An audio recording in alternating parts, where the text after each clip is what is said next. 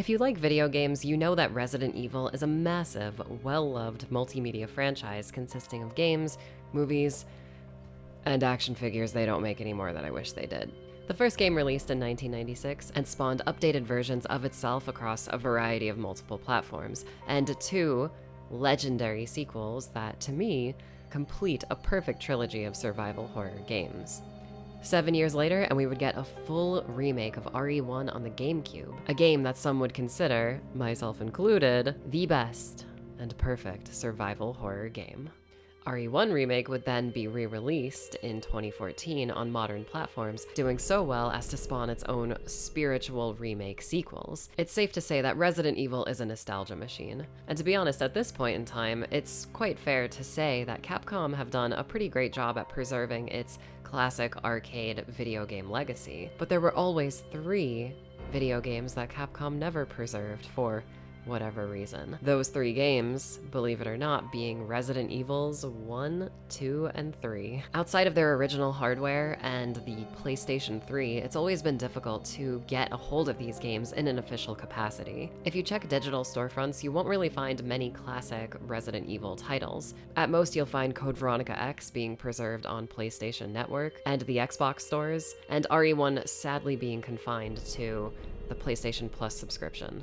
Which isn't a win to us, by the way, because you have to subscribe to get access to it. You can't download it. With Capcom's focus on fully remaking the classic Resident Evil trilogy, in the previous 5 years, a lot of fans have thought maybe Capcom's trying to rewrite history with Resident Evil. I myself have been very vocal in concerning the preservation of these classic titles. It's a big reason why I always go out of my way to show you what these games looked like in my videos and streams. This topic means the world to me. Not only are these games some of my favorite pieces of media, but they also helped build Capcom as a company. The original Resident Evil trilogy wasn't just some one-hit wonder that vanished into thin air after the 90s. This series has been consistently going strong since RE1, since 1996. For a while, the dream of having the ability to play these classic games without having to surf some shady website or having to fix them myself with fan patches was slowly fading out of my mind. Until now, the legends at GOG hit me up with a surprise opportunity of a lifetime. I am so happy to be one of the few people that gets to present to the world that yes, Resident Evils 1, 2, and 3 are being preserved on GOG.com, absolutely DRM free. As you may know, I am a stickler for details when it comes to RE, so when GOG reached out to me about this project, I had a few personal conditions that needed to be met for my cooperation on this project. I didn't want to promote any kind of altered version of any of these games. AI upscaled backgrounds were out of the question for me, and I requested to actually play whatever builds they had ready. And to their credit, GOG actually delivered. So fortunately and unfortunately, I have only played the new PC ports of Resident Evils 1 and 2. RE3 is still in development right now, because it always is. But I've got to say, from what I have played, RE1 and 2 GOG, pretty perfect. So let's talk about those right now, and maybe we'll even get a chance to sit down with the folks at GOG and talk to them about how they brought these games back to life. Let's re-enter the world of survival horror. I was a little nervous booting up this port, seeing both the animated and live-action FMV intros running at a pretty low frame rate. It was like 10 FPS, and I was like, uh-oh. Thankfully, getting to the gameplay, everything was fine. The cutscenes played in time, all sound effects were high quality, and the gameplay was incredibly responsive. In the beginning, hitting the first real door, I pressed the action button and promptly skipped it. I reached the classic zombie head turn scene, and we were right back to 10 FPS. It was only when I made it back to the main hall with Barry where I realized what was going on. The GOG version of RE1 is, in fact, the original Windows 95 version, just in a working state, which is pretty sick. Nothing confirmed this faster to me than reaching the first save point as Jill and not needing an ink ribbon to save. If you don't know, back when this version of the game released, Jill's game was dumbed down and made easier. It's only after your first playthrough where Jill's game requires ink ribbons and actually gets more difficult. By the way, if you switch the GOG port to Japanese using its built-in launcher, you do in fact play Biohazard. And this confirms the easy choice on character select. She's just smarter, okay? She knows how to read, unlike Chris. I was and still am bummed out that the FMVs run the way they do, but that is accurate to how they ran in this version of the game at its release. The goal of this port is preservation, and that's exactly what you get out of it. Speaking of, the tech wizards at GOG have done a fantastic job at getting all of this game to operate on modern PCs. Out of the box, you get the full original PC release with some basic graphics options, like anti-aliasing, anisotropic filtering, and all kinds of resolutions. A nice integer scaling option is present that makes the game's pixels pop in a nice crispy way. You have your choice of a clearer image or something a little more accurate to the PS1 look. The pre-rendered backgrounds still look great with integer scaling turned on, blending each still image with the title's slightly pixelated 3D models. It was a joy to look at as a lover of the lower res look of the original PS1 versions of the game. What's really nice is plugging in a controller that just works. Well, from my tests at least. I did have to reconfigure the default controls on first startup in the game's own options screen, but not having to stress about modern controllers not working at all is a relief. All of the PC-specific features are here too, like the aforementioned door skip, the version-specific costumes like Susie Jill, and the PC unlockable weapons. Jill's infinite Uzi and Chris's weirdo cover art gun are back. If you've never played a version of RE1 with door skip, it almost makes the game feel truly interconnected with how fast each room blink in and out of each other. The rate at which you quickly get through hallways and rooms is almost seamless.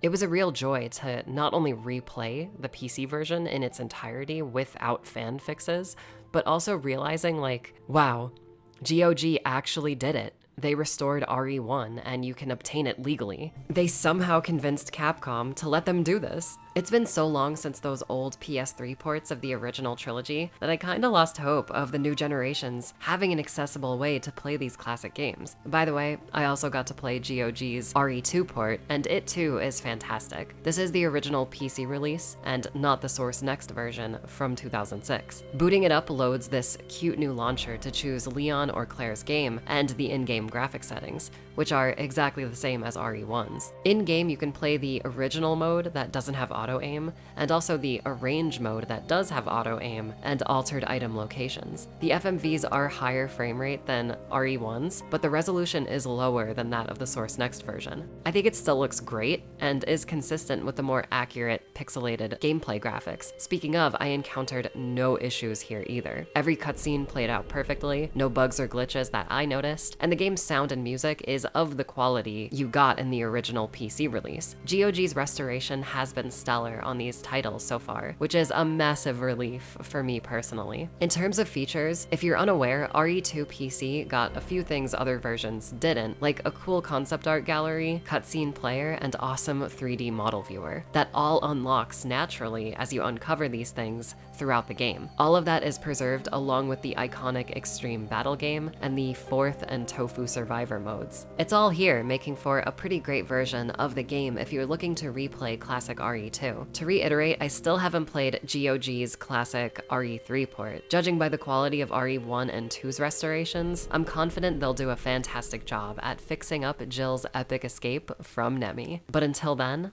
time only knows. Now that we've got the ports covered, I wanted to sit down with the creative minds at GOG and discuss the challenges of bringing these classic games back to life. So let's go talk to them. First of all, who are you and what are you doing here? Hello everyone, I'm Adim. I work at GOG as a technical producer. My job is basically to coordinate work between various inside and outside teams at the company. Hi guys, my name is Bartek and I'm the head of business development at GOG. How did you guys convince Capcom to bring the classic Resident Evil trilogy back, and what was it like working with them? So the way it usually works is first we evaluate the game, then we check what sort of improvements we can implement into the game. In case of Capcom, however, we took a bit more time-consuming route, so we created a demo that outlined all of the improvements that we would be applying to the game, because we felt that we need to show it first for Capcom to see that this is not just a simple port, there is more to it. We could definitely tell that this IP means a lot to them, as it does for us. And you could really feel in all of the conversations that we had, and we exchanged hundreds of emails, and we were on calls, and every suggestion, even if you believe that's the right one, it was sometimes challenged by them, because ultimately the goal for both Capcom and for us was to revisit this game and do it justice. What were some of the challenges you guys faced during the restoration of these classic games? So one of the challenges was making sure that the game shows videos properly, and for that we had to add modern codecs, not to basically show you black screen when you try to when it runs the intro and stuff like that. So once that was done, the next thing was actually to think about which bugs should we fix and which should we treat as a legacy bugs that we want to leave those because they sometimes just add to the flavor of the game, making it more authentic for the times. So sometimes there are textures clipping each other, but you might leave it as well. And the other times there is this one level in Resident Evil where there are fans spinning, but the sound for these fans on the original PC version is placed only once. So we actually went and fixed it for it to loop. Sure. And while talking about polish, we were closely working with Capcom just to make sure the game is up to their standards, and their standards are really high. But at the same time, this allowed us to create an almost perfect build. When we finished the QA process, we were at the 25th version of the build. 25th? 25th. So usually for a game, how much version is there? Usually when you prepare a modern game, because that also is a difference. For modern games, you usually need 3 to 6 until the game is working and you can just put it on release. But here 25. Here it was 25, but then again, we are convinced that we fixed everything that there was to be fixed, and looked under every rock, and we have no doubt that this will be the best version. The best version possible for the original Resident Evil 1. Are there any modernizations to these new ports? And if there are, what are your favorites? When working on a game like Resident Evil 1, this being a rather old game, we firstly need to evaluate on what we want to be done.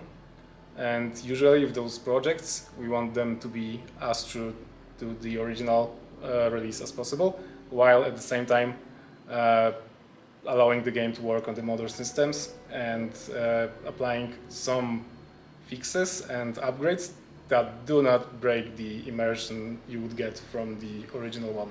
So my favorite feature that we added for Resident Evil 1, and we also are now adding it to other games that we are bringing back, is the controller support that actually uses modern controllers and allows you to play with modern controllers on old games. And it's actually not dependent on our Galaxy client or stuff like that. It just works with the game out of the box, and it allows you to play with your Xbox controller, Switch Pro controller, the new PS5 DualSense controller and stuff like that. And it's really cool because basically you are guaranteed that if you buy the game on GOG, you can play it on whatever you want, on whatever machine you want, and with whatever controller you have handy. Do you have any final thoughts for GOG and Resident Evil fans? I want to thank Capcom, because without them this would never happen. But I also want to thank our community, because you guys are the reason we keep doing what we do. Go to our wishlist other games that you want to see on GOG, and we'll do our best to make it happen. Thanks so much. When you learned that Susie would do a cover, how happy were you?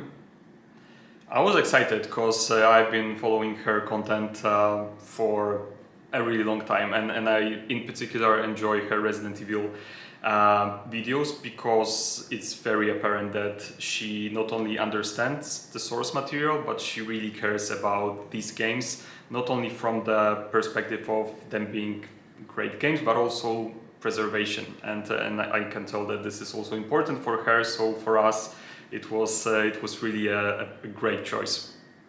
Oh, thanks, guys. GOG's the best. So that's that. I hope you enjoyed this closer look into the classic Resident Evil trilogy coming back to the modern mainstream. I myself am extremely excited for new generations to be able to play these games just as they released in the easiest and most accessible ways. Like Bartek said, GOG is willing to try to get more classic games on their service. So let's make this release a special one. Now more than ever is the time to show Capcom that we want our favorite games preserved. Let's do it. If you're interested in picking up these ports, all 3 of them are $10 each, or you could get a bundle for $24, which is a pretty great deal, admittedly. So far, GOG's restoration of the original RE trilogy is perfect. Hopefully RE3 gets the same treatment, but based on the quality of RE1 and 2's ports, I'm very confident that it will. But in the unlikely event that it doesn't, or if you experience bugs or glitches with it, please don't yell at me.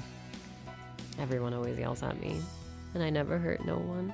Seriously though, massive shout out to GOG for actually pulling this off and making readily available versions of these games. If you're looking to relive the all-time classics that are these games, just go to GOG.com to get Resident Evil 1 right now. Can you believe it? Right now. With these stellar ports hitting the market, I'm really hoping that Capcom lets GOG replenish some of their other classic titles that also released on PC back in the day. I mean, Resident Evil Survivor does have a PC port. Come on, GOG.